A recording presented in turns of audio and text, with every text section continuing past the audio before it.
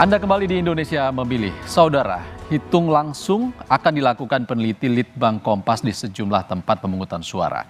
Ini merupakan skema atau cara yang dilakukan untuk memperoleh hasil hitung secara cepat. Namun kami tegaskan bahwa hitung langsung ini tidak mempengaruhi perhitungan suara resmi oleh KPU. Kami tegaskan sekali lagi, hitung langsung ini tidak memengaruhi perhitungan suara resmi KPU. Sudah ada 3 peneliti Litbang Kompas di TPS 3 calon presiden 2024. Ada Putri Arumsari di TPS Anies Baswedan, Novka Kuaranita di TPS Prabowo Subianto, dan Catherine Safa di TPS Ganjar Pranowo. Kita langsung menuju TPS Capres nomor urut 1 Anies Baswedan dulu. Ada Arum di sana. Selamat siang Arum. Arum, sebelumnya saya akan tanya dulu kondisi di sana seperti apa Arum saat ini?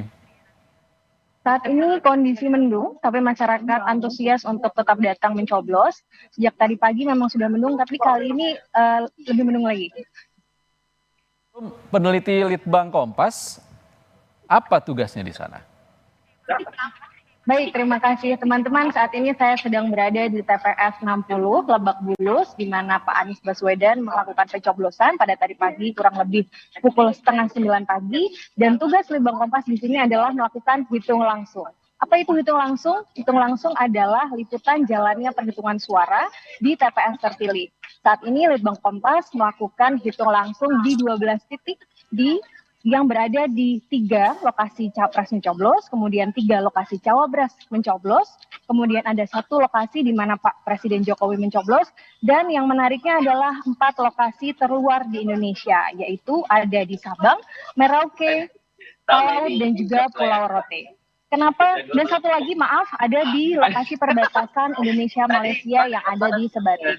Kenapa kami memilih 12 titik ini? Tentunya yang pertama karena 6 capres dan cawapres ini tentu menjadi atensi publik dan menarik untuk kita ikuti posisinya saat ini. Dan kemudian yang lainnya ada di daerah remote, tentu menarik juga, kita ingin mencari tahu bagaimana kondisi masyarakat, antusiasme masyarakat memilih di daerah-daerah terluar di Indonesia.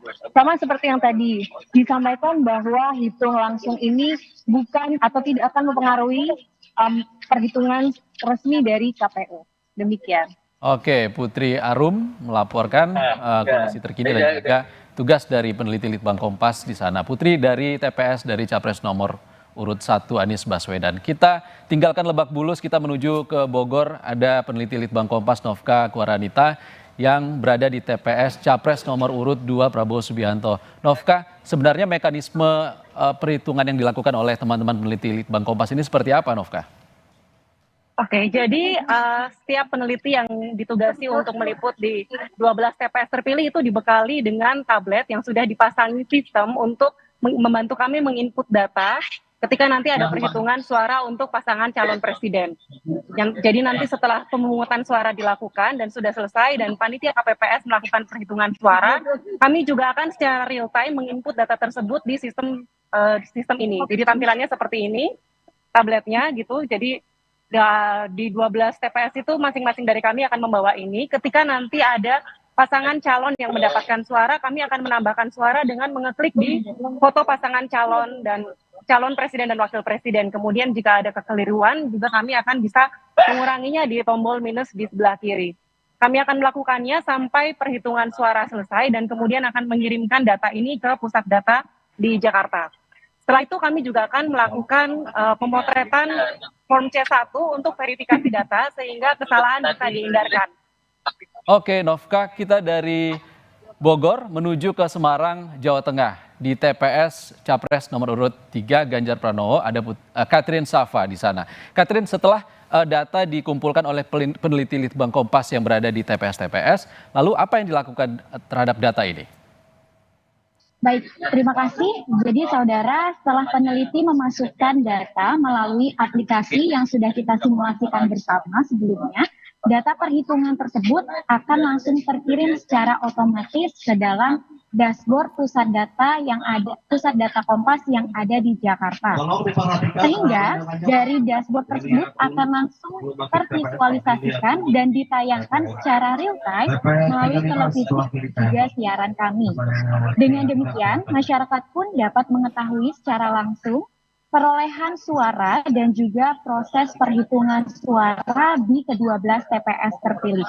Jadi perlu diketahui bersama bahwa memang penghitungan langsung ini hanya bertujuan untuk mengetahui hasil perolehan sementara di ke-12 TPS. Jadi kita akan melihat bersama nanti pada pukul 1 siang di ke-12 TPS tersebut pasangan calon mana yang unggul di ke-12-nya. Dan perlu ditegaskan kembali saudara bahwa memang hasil perolehan hitung langsung ini hanya bersifat sementara dan tidak merepresentasikan hasil di Indonesia secara umum. Oleh sebab itu, hasil perhitungan langsung ini juga tidak akan mempengaruhi hasil akhir dari KPU nanti. Demikian, terima kasih. Catherine, kalau kita menunggu pukul 1 saat ini di Indonesia wilayah waktu Indonesia Timur sudah sekitar pukul 13.30, setengah 2 siang, sudah lewat dari waktu pemilihan. Kapan nantinya data ini bisa dikumpulkan dan juga akan diolah oleh Litbang Kompas? Ya, jadi setelah perhitungan suara selesai dilakukan di ke-12 TPS ini nanti akan dari peneliti Litbang Kompas akan mengirimkan foto berupa C1 plano yang itu nanti akan terkonfirmasi atau akan menjadi bentuk konfirmasi dari hasil yang sudah kami input bersama, sehingga hasil perolehannya bisa langsung dilihat secara real time di televisi.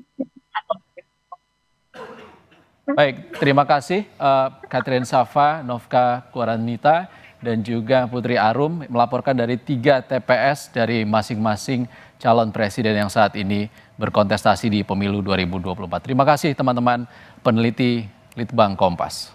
Saudara, laporan khusus Indonesia Memilih akan kami lanjutkan kembali usai jeda.